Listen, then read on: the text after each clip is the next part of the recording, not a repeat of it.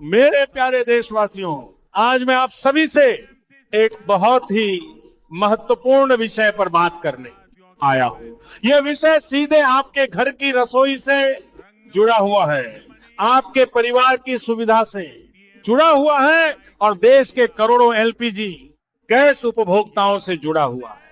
साथियों, आज के समय में भारत के लगभग हर घर में एलपीजी गैस सिलेंडर का इस्तेमाल हो रहा है, चाहे गांव हो या शहर, गरीब परिवार हो या मध्यम वर्गीय परिवार। गैस सिलेंडर आज हर रसोई की जरूरत बन चुका है।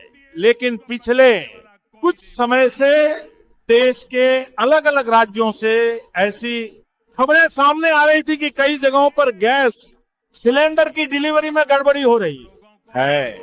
कहीं गलत लोगों तक सिलेंडर पहुंच रहा है तो कहीं असली उपभोक्ताओं को समय पर गैस नहीं मिल पा रही है। कई जगहों पर तो घरेलू गैस सिलेंडर का गलत इस्तेमाल भी किया जा रहा था। इन्हीं समस्याओं को देखते हुए भारत सरकार ने गैस वितरण प्रणाली को और ज्यादा पारदर्शी, सुरक्षित और व्यवस्थित बनाने के लिए कुछ नए नियम लागू करने का निर्णय लिया है। मेरे प्यारे देशवासियों, अगर आपके घर में भी एलपीजी गैस सिलेंडर का इस्तेमाल होता है तो इन नए नियमों के बारे में जानना आपके लिए बेहद जरूरी है, क्योंकि अगर इन नियमों का पालन नहीं किया गया तो आने वाले समय में गैस सिलेंडर लेने में आपको परेशानी का सामना करना पड़ सकता है। इसलिए आज मैं आप सभी को गैस सिलेंडर से जुड़े 5 महत्वपूर्ण नियमों के बारे में विस्तार से बताने वाला हूं। साथियों, सबसे पहला और सबसे महत्वपूर्ण नियम है केवाईसी, यानी पहचान सत्यापन का नियम। अब देश के सभी एलपीजी उपभोक्ताओं के लिए यह अनिवार्य कर दिया गया है कि जिस व्यक्ति के नाम पर गैस कनेक्शन है उसका आधार कार्ड उस गैस कनेक्शन से लिंक होना जरूरी है। चाहे आपका गैस कनेक्शन इंडियन गैस का हो, भारत गैस का हो या एचपी गैस का हो, यह नियम सभी पर समान रूप से लागू होगा। आज आधार कार्ड देश की सबसे महत्वपूर्ण पहचान बन चुका है। सरकार का उद्देश्य यह सुनिश्चित करना है कि गैस सिलेंडर केवल उसी व्यक्ति तक पहुंचे जिसके नाम पर वास्तविक कनेक्शन है। इसलिए अगर आपने अभी तक अपने गैस कनेक्शन की केवाईसी पूरी नहीं कराई है तो जितनी जल्दी हो सके अपनी नजदीकी गैस एजेंसी में जाकर यह प्रक्रिया पूरी कर लें। जब आप केवाईसी कराने जाएंगे तो वहां आपका आधार कार्ड और आपके मोबाइल नंबर का सत्यापन किया जाएगा। आपके मोबाइल नंबर पर एक ओटीपी आएगा और उसी ओटीपी के जरिए आपके आधार कार्ड को गैस कनेक्शन से लिंक किया जाएगा। साथियों, अब मैं दूसरे महत्वपूर्ण नियम की बात करता हूं। यह नियम गैस सिलेंडर की डिलीवरी से जुड़ा हुआ है। अब देश के कई हिस्सों में ओटीपी आधारित डिलीवरी सिस्टम लागू किया जा चुका है और धीरे धीरे इसे पूरे देश में लागू किया जा रहा है।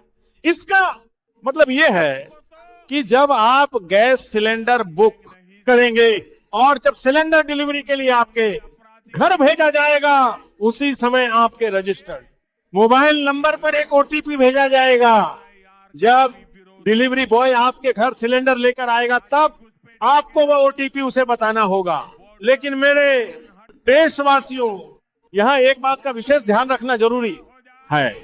जब तक सिलेंडर आपके घर तक नहीं पहुंच जाता तब तक किसी को भी ओटीपी नहीं बताना है, क्योंकि अगर आपने पहले ही ओटीपी बता दिया तो सिस्टम में डिलीवरी पूरी मान ली जाएगी और बाद में आपको समस्या हो सकती है।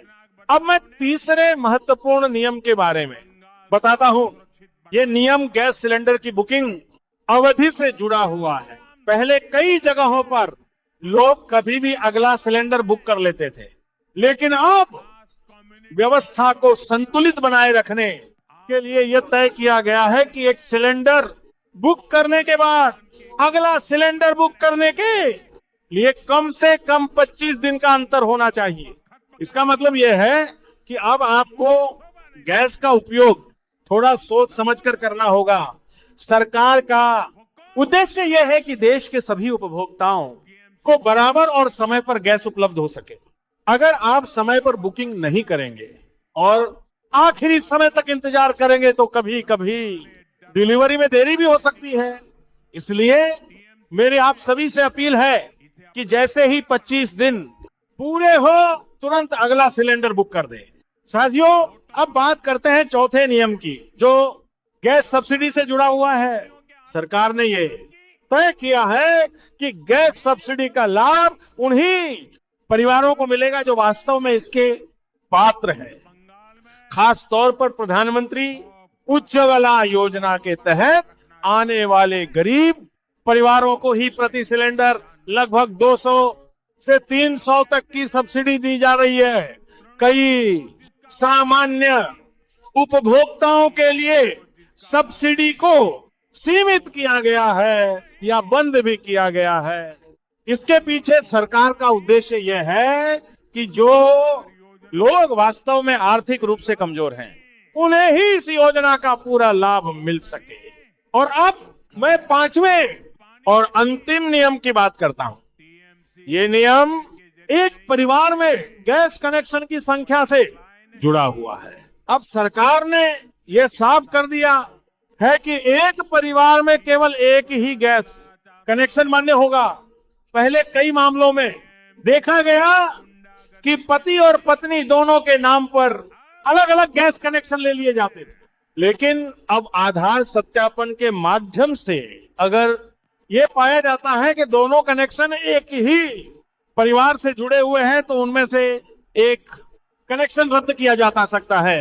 मेरे प्यारे देशवासियों, इन सभी नियमों का उद्देश्य केवल एक ही है कि गैस वितरण प्रणाली को पारदर्शी बनाया जाए, गलत इस्तेमाल को रोका जाए और हर वास्तविक उपभोक्ता तक गैस सिलेंडर समय पर पहुंच सके। मुझे पूरा विश्वास है कि आप सभी इन नियमों का पालन करेंगे और देश की इस व्यवस्था को मजबूत बनाने में अपना योगदान देंगे। अगर ये जानकारी आपको उपयोगी लगी हो तो इसे अपने दोस्तों, रिश्तेदारों और पड़ोसियों के साथ जरूर साझा करें ताकि हर गैस उपभोक्ता तक ये जरूरी जानकारी पहुंच सके। बहुत बहुत धन्यवाद। भारत माता की